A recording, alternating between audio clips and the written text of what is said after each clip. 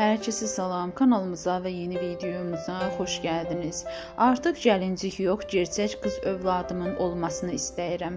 Azxəbər.com xəbər verir ki, bu sözləri müğənni Nəfəs deyib. Rəngarəng verilişində qonaq olan müğənninin hamilə olduğu iddia edilib. Nəfəs isə iddialara cavab verməyib.